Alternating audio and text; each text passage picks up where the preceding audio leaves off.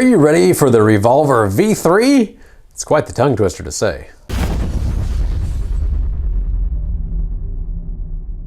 So this new Revolver is a V3 version. This is a new housing design, of course, over the V2 as things usually go.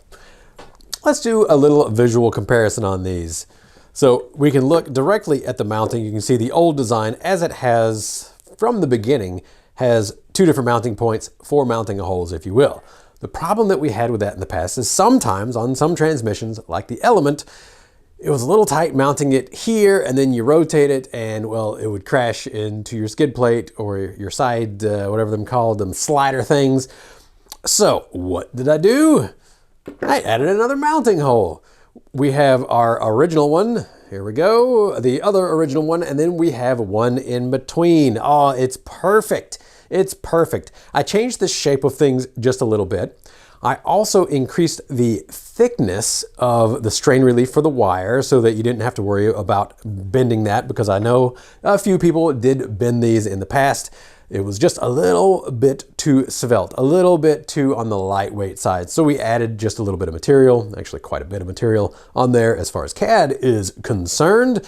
And so now it is easier to mount, and you can bend these wires around a lot more without worrying about bending the strain relief on there. The other main change that we have on this is that just like the Revolver Classic, I have increased the thickness of the back iron, and maybe you can see it a little bit more evident on the Classic, which of course also shares the same 6-hole design, but not quite the same faceplate as the V3. Maybe I designed these at about the same time. But the back iron thickness has actually been increased a little bit on here. And let's see, is this a 14 pole? And what that does when we increase our back iron thickness, yeah, it's definitely noticeable, is we get better drag brake, we get better torque density, we get better efficiency under load. But when we're using something like a Castle ESC, it does trade off a very slight amount of startup to get that gain. Now, would the average customer notice? If I didn't say anything about it, no, you probably wouldn't. But rotating it by hand between the V2 and the V3, there is definitely a noticeable, little, but a noticeable difference between how hard it is to turn. That is going to translate directly into having better hold when you're stopped on the hill and better drag brake for sure.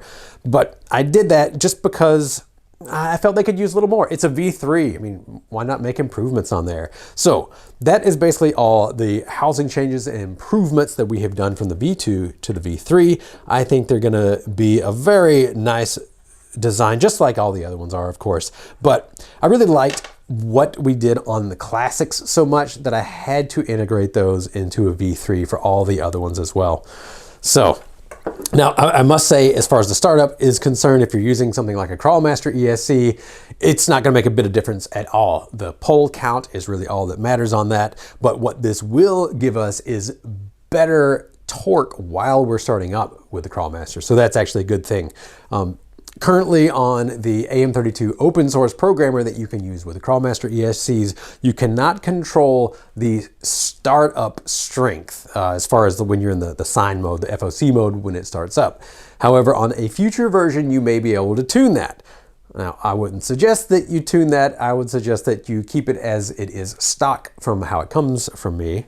But if you wanted to, you could actually reduce the strength of that sine startup because of the thicker back iron. That's one of the reasons why I did it, was that we would have less cogging or unloading or getting to that stall point on the Crawlmaster ESCs. That thicker back iron just really helps. So it helps it pull through situations and not stall and have the little, lurch when you get it completely loaded down to the point of stalling.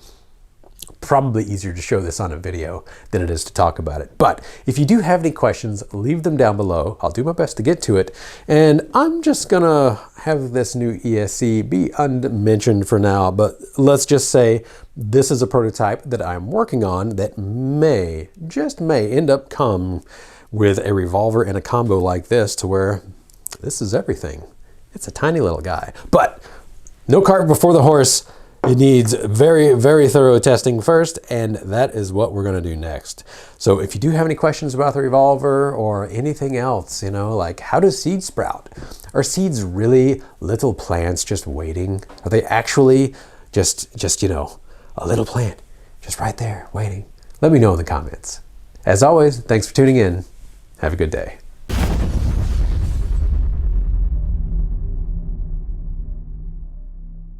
Spoiler alert, yes, seeds are actually full organisms just waiting. They're things. They can feel. They have, well, feelings. They feel, at least, temperature and water and all sorts of things. It's like a fully functioning organism just waiting in that seed for thousands of years, even thousands. Think about that.